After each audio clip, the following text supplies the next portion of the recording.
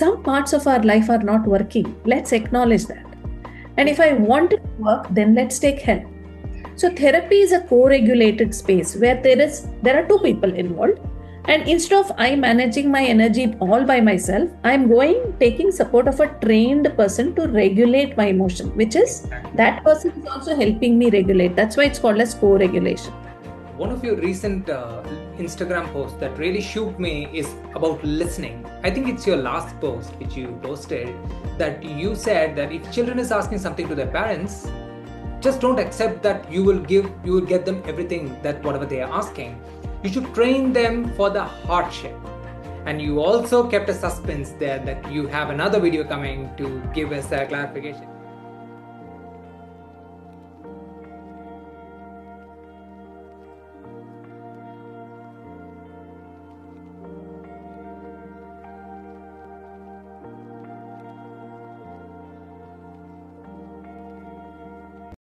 Ma'am, it's so delightful to have you here again for my podcast interview. I'm so thankful for you always. You accepted my invite again.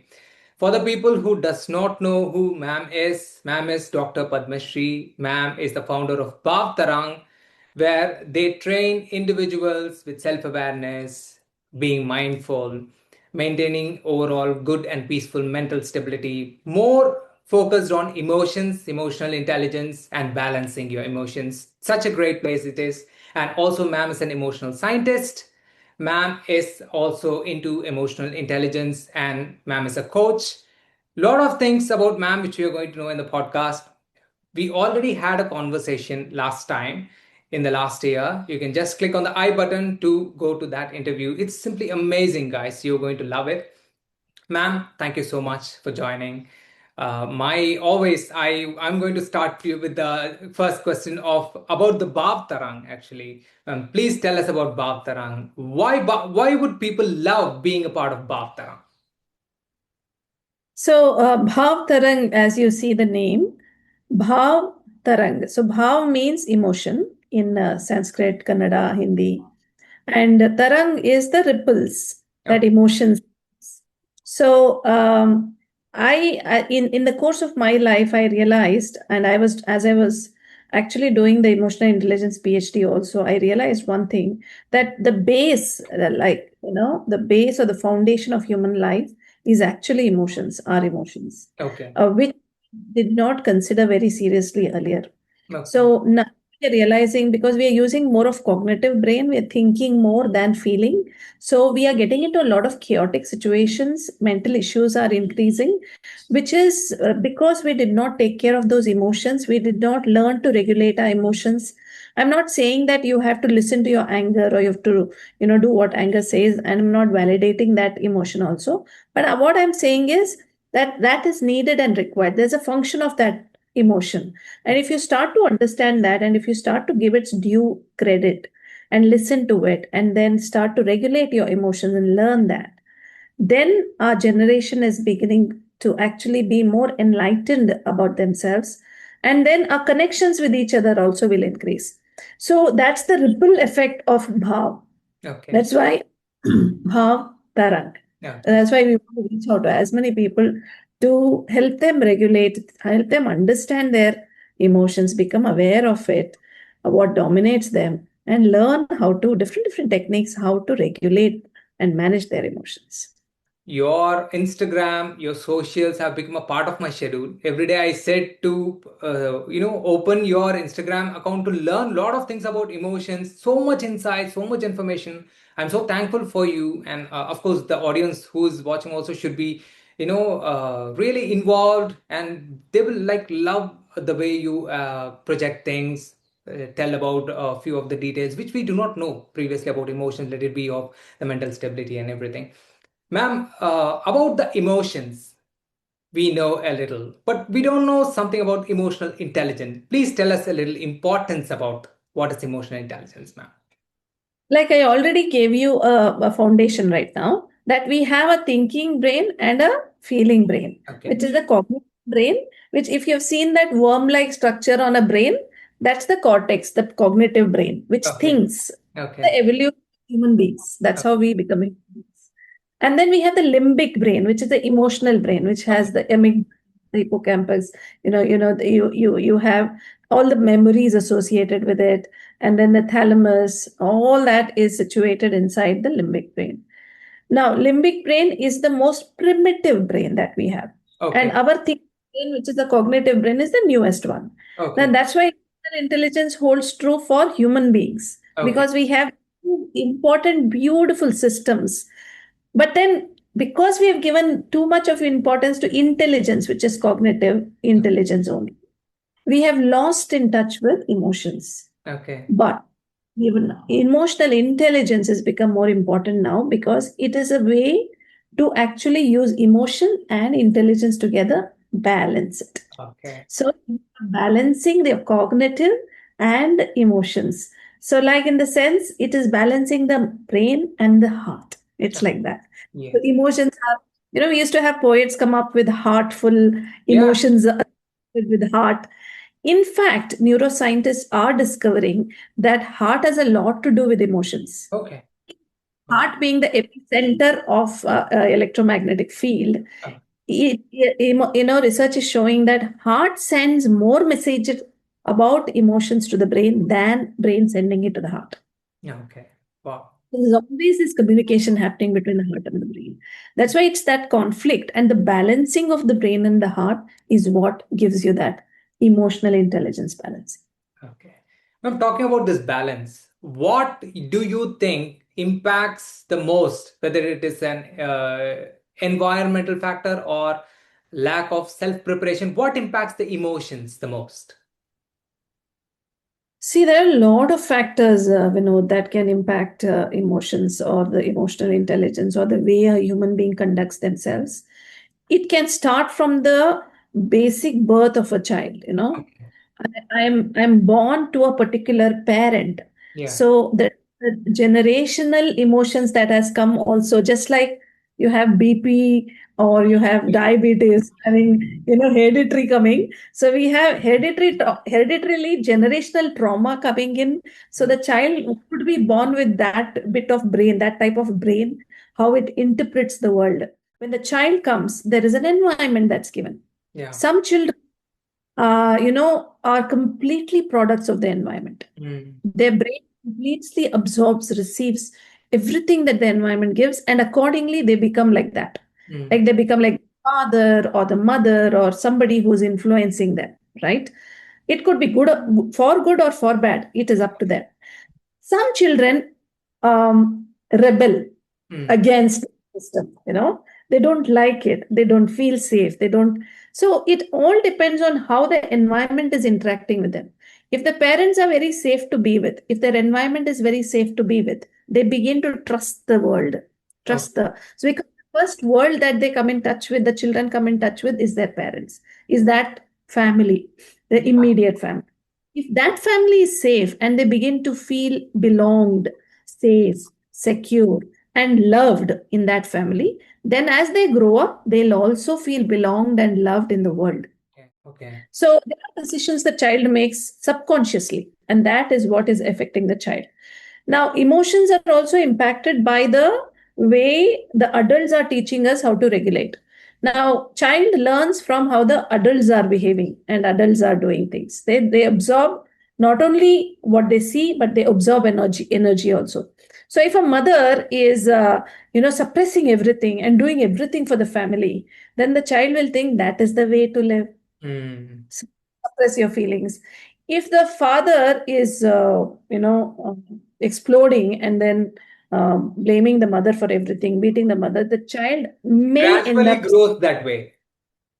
the child may accept, okay, if it's a boy, this is how men need to behave. Treat women as this. Or if the child is a rebellious child, the child may actually hate the father Yes. Yes. and say, I will never do this for my children. you Okay. know and then that person may be extremely loving to his children, which can be another corner of that. So too much of love also doesn't work, too much of strictness also doesn't work, or trauma also doesn't work. It has to be a balance. So these are some of the things that can affect the emotional regulation. So The child learns from the parents how they are regulating. If the parents are dysregulating, even the child ends up dysregulating. Okay. So, and on top of it, also we have internet now. So much of stuff available. So Yeah. children are watching and learning. In fact, I came across a child who uses very abusive language. A sixth standard child who's using abusive language. And when I asked the child today, only I was doing that with a child said, I watched it on the short, ma'am, in YouTube. That's good. So people are watching all of that. They are learning emotions. Everything is getting in. Now, Yeah. when they watch something, there is an emotion in the brain, that's body, that's happening. In So all of these things are impacting the children. Yes, ma'am. In those days, a person gets angry, that is where they will start to use the abusive language. Today it has become a trend. Yeah, it's Now, become a trend. Until and unless the child is very softly and clearly made to understand that this is not allowed at all in yeah. this household, or this means this, and you are not allowed to use it. If you're using it, there is a consequence to it. Mm. But then nowadays the word punishment is also overused. Mm. Punishment is not working, so we need to say every action has its consequence. Yeah. So you need the child understand. So Yeah. that's how emotions are also. Without emotions, there's no life at all. Exactly, ma'am. And Meta and YouTube is working really closely to help the children and protect their data content in the internet as well. But anyways, let's see what are the plans they're going to come up in the future. They are really working hard on that. Ma'am, talking about these emotions, if a person is experiencing an emotion, the set of emotions that is going to bring them a distress, bring them anger, how do we actually evaluate this? For example, should we categorize this accordingly? These are the emotions I'm going through in the lifetime. These are the emotions that is impacting me, that is creating more like a barrier within myself or breaching the relationships, all these things. How can we evaluate emotions? See, more than evaluating, I will say it as, let me name my emotions. That is where the balance happens. Okay. So, emotion is happening. I'm feeling either sad or angry or happy or afraid. Some primary, these are primary emotions. Now, when I'm feeling that, if I can have the ability to name it, then what is happening? In order to name the emotion, I need thinking, Yeah. right? Language is a function of thinking. Yeah. So I'm using language when I'm naming. Now, when I'm emotional, very emotional, either I'm afraid of something, or I'm very sad at something, or I'm too angry or irritating at something, my amygdala is on full blow. Okay. When amygdala or the limbic system it's a major part of limbic system, when it's full blown, then that emotion doesn't allow me to think. Okay. Have you heard people saying, when you're very emotional, don't make decisions? So when you're very emotional, your thinking brain doesn't work. That is, I've made that video where, your thinking, it becomes like this. There's no connection between your thinking brain and your limbic, which is emotional brain. So that's why at that moment, when you take a pause and then say, okay, and name it, I'm feeling very sad, I'm feeling very angry with what is happening. When you name it, you're shifting the focus from, or the responsibility of the limbic brain, which is the emotional brain, to the thinking Cortex. brain. Yeah, cortex. So it is through the cortex, with the help of cortex, that you're naming it. Yeah. So then half of the burden then goes to cortex. Yeah. So they are sharing. That is when the balance starts. Wow. So that is how emotional intelligence can actually bring in. When the balance starts to happening, then the thinking brain is then helping the emotional brain to name it. Okay. You name it, then oh, this is what I'm feeling. Then when I know this is what I'm feeling, I can go deeper. Why am I feeling this? Then again, I'm using my thinking brain. And then I can come back and say, instead of going completely into the thinking brain, if I do too much of thinking, why I'm feeling this, why did I do that, why did I do this, then I'm going fully into the thinking brain, deeper into thinking brain. Rather, that also is another extreme, right? So instead, You say, okay, I'm feeling, why am I feeling this? Think for a while and then come back and feel your body. Okay. Where is this emotion showing? Let me feel it in my body. Sometimes when I'm at least very sad, my stomach is aching, or my heart is very heavy, or my shoulders are paining, or my neck is paining, my head is paining, something is paining. It's different for different people. So when I get in touch with that, then I'm shifting again from, thinking brain to feeling brain.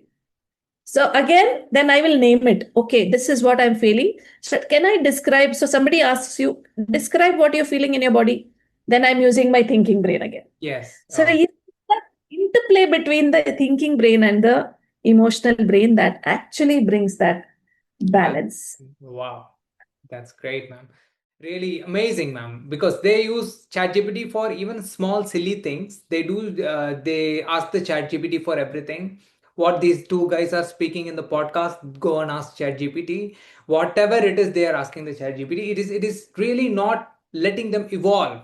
It is going to hugely impact the growth of the country as well. The future generations, they are the people who are going to cultivate those thoughts, the knowledge, the innovation, the creativity. Everything stops.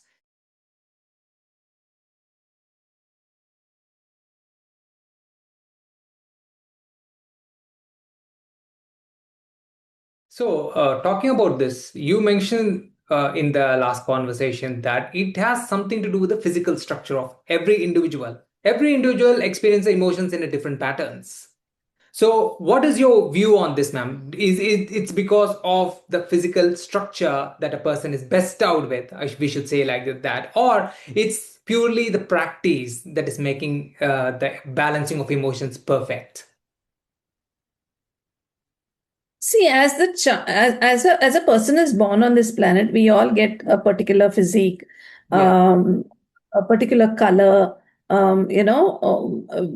but the person is either tall or short, or that is inbuilt. I mean, I can't change me being tall or short, but I can certainly do something about my weight horizontally, depending on the activities that I do in my life. Okay. Of course, there are other medical reasons. Some are really helpless reasons where somebody cannot do something about it and they put on weight. But they are all again connected to emotions. Okay. Many times, energetically, what happens when emotions are too much inside and then they are not able to express it out, then they begin to put on weight. Okay. It is also like I'm feeling very insecure or I don't want to connect to people. So, how do I distance people? By building my body, Okay. my fans. So then there is distance Yeah. between me and people. Hmm. Uh, like, have you seen, quite plump? I've seen, people who are very plump, very pretty to look at also. But then they're always joking about their sadness. But in the background, they're very sad about it. But they're suppressing their sadness. So that starts to add weight into the body, distancing them from the world. So there are also different ways you can say how the emotion is impacted. It is actually each emotion is an energy. If suppressed, goes and sits in different parts of the body. That's how diseases are also formed. If Oh, you can start to look at the book, there's a book written on it, how emotions or how diseases are formed in the body. It shows up in the body actually. So now every emotion when suppressed does show up. Like for example, if you suppress sadness, like men suppress a lot of sadness, they are not allowed to cry. It is only now that they've been told boys can cry, yeah. men can cry, be vulnerable. But earlier men used to suppress a lot. Why do you think they are dying so early, so at 30? Okay. A lot of weight on their heart. Okay. It is storing, the emotion is storing in the heart, that makes it heavy.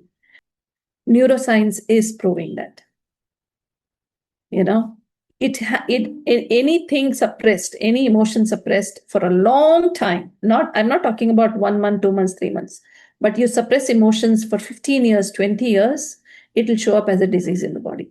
Can we bring Resentment. it to control by practice, ma'am? Can we bring it to our control? We can. That requires healing.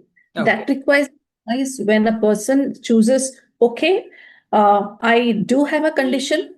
Let me work on it. Okay. That's first acknowledging. First, they have to acknowledge. First of all, going to a therapist itself is like, oh, what is wrong with me? Why should I go to a therapist? Sorry, nothing is wrong with you. However, some parts of our life are not working. Let's acknowledge that. And if I want it to work, then let's take help. So therapy is a co-regulated space where there are two people involved. And instead of I managing my energy all by myself, I'm going taking support of a trained person to regulate my emotion, which is Exactly. that person is also helping me regulate. That's why it's called as co-regulation. Okay. Connected, right? So now when I'm talking to you, I am responding in a particular way, Vinod.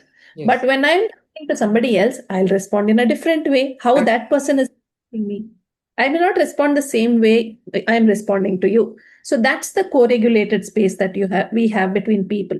Now therapy is that space. So when somebody makes a choice that okay, I do want to take help, that doesn't mean I don't have the ability to take care of myself. I do, Yes. and I'm going to take a support of a co-regulated space with the therapist, and I'm going to learn, reflect. It's like that therapist is a mirror to me. Yes. I'm going to see it more clearly. And that's how it helps when I make that choice to, okay, let me start to learn about myself and heal myself. Exactly. Everybody, 100% of people have gone through different stages of small to big trauma, and every human being needs therapy or needs healing. It's Okay. a choice. That doesn't mean that without somebody's help someone cannot improve. They can. Exactly. Self-help books and all, they would find their path. However, a co-regulated space takes you there faster. Fantastic, ma'am. Lot of people don't know. They think that going to a therapist is I have some defect on my body. It's not the case. It is you're regulating whatever the ability you have with the help of an expert. Always, I used to say, like ma'am said this in one of the Instagram reel which I saw. The food we feed through the senses and food we take inside through our mouth is different. Everything contributes in building us. It's wonderfully said. And I should always I should again thank you for all such insightful information you gave given the Instagram, ma'am. Guys, I have given the link in the description. You have to watch it, I should say. Ma'am, talking about this more deeply a little. So there is always a difference between older generation and younger generation. Now today's generation, nobody can even predict what is going on inside them or anything. Ma'am, talking about emotional intelligence, comparing the older generation with today's generation, which you think is better regulated? I mean, this is like, comparing apple and to oranges. I'm putting you in Uh, a trap, ma'am. Actually, because in my personal view, this is my personal view. Um, I, I I see our generation is more dysregulated than the present generation, even Okay. though Hmm. see, this generation has many more challenges than what we experienced. In fact, it is such an uncertain world today, VUCA world, what they call. We did not have. We had some predictability, certainty, at least. Okay. In our, we knew at least I can become a doctor or an engineer or a lawyer. These were the professions. Today, ayo, there is so many professions. You just can't predict which profession will stay for the next 5 years, 10 years. So there's a lot of unpredictability, uncertainty, ambiguity, too much for this generation to deal with. So it is very obvious that they will feel anxious, they will feel very frustrated and lose interest. Along with that, there is so much of distraction, internet. We did not have that. We have seen both the worlds with internet, without internet. So, but they are born into the digital world.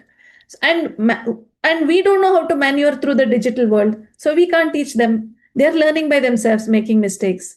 We can't consider that as a like a blunder that they're doing. They're all learning because we don't know how to teach them. So we are also equally responsible. But if we learn now, if I start to blame my child or children that they are behaving like this, I'm very sorry to say they are not responsible for that behavior. We are responsible because our generation didn't know how to regulate, to teach them to regulate. We only haven't learned to regulate. So I always tell teachers, educators, and parents that before we teach the children to regulate, we need to regulate first, because children learn from observing us. So I just request the elder ones, the older generations, not to force the children, you need therapy or you need a counselor. No. Let me do that healing for myself and let me show you how to do it. So if we can do that, wonderful it will be. The whole household will get altered. Oh, that's fantastic, ma'am. Really, I don't know what to say. Such a great words from you. And one of your recent Instagram posts that really shook me is about listening. I think it's your last post which you posted, that you said that if children is asking something to their parents, just don't accept that you will get them everything that whatever they are asking. You should train them for the hardship. And you also kept a suspense there that you have another video coming to give us a clarification. Why should children be trained for the hardships? What are we going to get as a result by training them for that? My another question is, will it not break the relationship with the parents if we putting them in a hardship?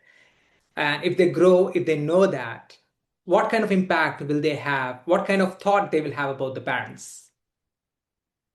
So let me just reframe what you asked. Yes. Instead of, I did not use the word hardship. Don't let's not interpret it as hardship. Okay. It's not allowing the child to face hardship. It is allowing the child to struggle. Okay. Okay. Now, why should we allow the child to struggle? Because it is in that discomfort of the struggle that you learn.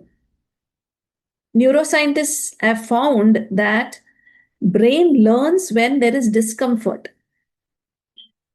when there is a struggle. Now, if you there, I have a story. Can I take about a minute to say that story? There was this gardener who was extremely loving, very compassionate, very empathetic gardener. He had a small garden which he was managing, and he loved his plants, he loved his flowers, and he loved every creature in that particular place. A very, very godly person. Now, one day he was walking through his garden, that was evening, and he felt he should go and rest. And he sees a cocoon fallen down, which is moving. So it is in the middle of the road that he is walking. So he is very careful. Oh my God, what if I had stepped on it? And he takes it and puts it on the side. And he keeps observing. He's a very curious person. So he keeps observing that cocoon. What's happening? What's happening? Why is it moving? And slowly a head starts to come out. The pupa is coming out of that cocoon. And then he sees that pupa is struggling to come out. And he feels that pain. He's so loving. Oh my God, it is so facing so much of pain. I need to help it. So it's the need of that gardener to help the caterpillar. So he goes in. He thinks of an idea. He brings a very nice sharp blade, and he knows I will cut it so that I don't disturb, I don't hurt the pupa. So he very carefully cuts it on the side, and he says, now I will reduce your suffering. Comfortably, please come out. Yes. So he is like very happy that I helped one pupa today, and he goes and he sleeps. Next day morning, he wakes up fresh and says, oh my God, today I will be able to see the butterfly evolving into a butterfly. He comes and sees there, it's dead. Why? Because it is in that struggle of the pupa that the butterfly gets the strength. If that pupa doesn't struggle, strength doesn't come.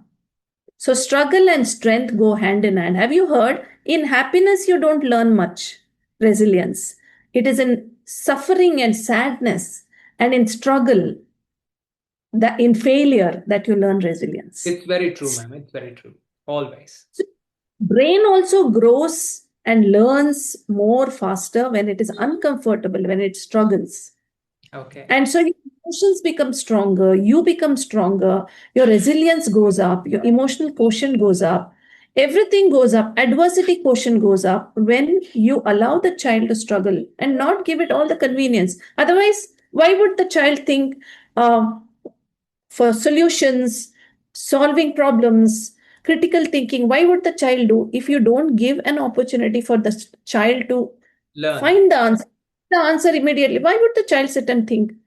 They're using chat GPT for everything, so no thinking happening. When thinking doesn't happen, brain doesn't evolve fully maturely. So Very to true. allow that. Now, when you said the distance, wouldn't it create a distance? I'm not saying be rude to your children. I'm not saying that. I'm saying allow them to struggle. If the child, a 2-year-old, 3-year-old child, is trying to, tie the lace, this is a very simple example. The child is going to the preschool and the child is trying to tie the lace when the van is standing outside. And the mother is coming in saying, "Oh, you will take too much of time to tie the lace. Let me tie the lace for you." But the child is struggling to tie the lace, no? Exactly. Yeah, allow the child to struggle. It's okay if you can request the van fellow, he'll come for 2 minutes. Oh, I see that you're struggling for the lace. Do you want help or will you do it by yourself? You want to do it by yourself? Do. I'm here. If you need support, I will be here. That's the best approach. Yeah. Yeah, then the child is like, okay, my parent understands me. Even if I can't do, I can still go back to them, but let me try. Okay. So there are very loving ways to actually allow the child to struggle also. If the child is doing homework and he's like, I can't get this answer, what do I do? Then look for answer in ChatGPT. Yes. Or the child says, I can't write. Ma, you come and write for me. Parents are writing for the children. Exactly. Why? There is a child who's struggling with a disease, thalassemia, and the mother writes notes for because the mother has mother's heart. No, my child is already going through so much. I should help. And then the child is overreacting and gives everything you only do to the mother. What is the child's, how is the child's brain going to grow now? So all I'm saying is allow the child to have its own struggle. Don't don't tell that, oh, I have struggled so much, my child must not struggle. That's why many children who have had everything in life don't have a purpose to go forward. Exactly. Really amazing, ma'am. Because they use ChatGPT for even small silly things. They do. They ask the ChatGPT for everything. What these two guys are speaking in the podcast, go and ask ChatGPT. Whatever it is, they are asking the ChatGPT. It is really not letting them evolve. It is not going. It is going to hugely impact the growth of the country as well. The future generations, they are the people who are going to cultivate those thoughts, the knowledge, the innovation, the creativity. Everything stops, so which they do not know. But I don't know how well it's going to be handled. But ma'am, rest. See, ChatGPT is not bad. It is an evolutionary thing. Yeah. We need to respect it. But if we go for all answer to ChatGPT, then your brain will not grow. Exactly. ChatGPT brain will grow. Yes, yes. So go to ChatGPT for mundane things like putting all together. I have made this write up. Give a summary of this. All of that you can certainly ask for, Yes. which it's your job types. But know your boundary, when to do your job and when to go to ChatGPT. Exactly, ma'am. My granny is 94 years old. She doesn't know anything about ChatGPT, but ChatGPT knows everything about my granny. So that is the thing. Everything today is happening. Okay. Anyways, ma'am, about you, definitely we have to ask. Do you offer one-to-one consultation? Do you offer help for the people who want to balance their emotions, who want to use this opportunity to train their mental health, the mental wellness? They want to build themselves to build a bright future and also support their family in a proper way. The regulation, what you said about. So, will you help them, ma'am? How can they approach you? See, there are two ways they can approach me. One, individually, I do individual sessions where I can help people become aware of their emotions and have techniques to regulate their emotions. And that is one-on-one session that they can have with me on appointment basis. Second way is we are launching a group session where it is a listening space, non-judgmental listening space, where which would be like twice a week or max to max 3 times a week, where they can come up and share their unsaid words, Ah, unsaid emotions, okay, which they can't tell anywhere, and they want to bring it out. Like emotions are energy. If we are suppressed, then they become like bombs, you know. But so that's a space, and they also have like, if I share outside, people will judge. But this will be a non-judgmental space where you just can offload it to us, and you become free. So we are creating a space like that from February or March. We will be starting a space like that where weekly we will have 2 or 3 sessions in the evening for an hour where they can come and just share, offload it, and leave. Okay. So, guys, I think, ma'am, following your social channels will do that. They will get all the details through that. Yeah. Yes, they will Okay. get. So much of insights, more than guidance, more than information. It is the care that ma'am gives through Bhaavtarang. It's the real care that ma'am shows on people that you will never get anywhere, because we personally follow ma'am's information, we personally follow ma'am's social, we learn a lot, we understand about emotions, we understand about mental wellness. It's something, a rare piece of information you will never get anywhere else. So use this opportunity. We're giving all the details in the description. Ma'am, thank you so much for joining for the session today. It was really amazing as usual, and I should say I'm very thankful and grateful for your presence in this podcast, especially so much of information. Thank you so much, ma'am. Thank you, Vinod, for this opportunity. And I trust the process of life, and I am divinely guided and protected. And I'm sure both of us are also connected. That's why we are talking like this. So Yes. thank you for this session where I could communicate so much to so many people. Whoever is watching this, thank you for listening. Thank you so much, ma'am. Thank you, viewers, and have a wonderful day, ma'am. You too, ma'am. Thank you.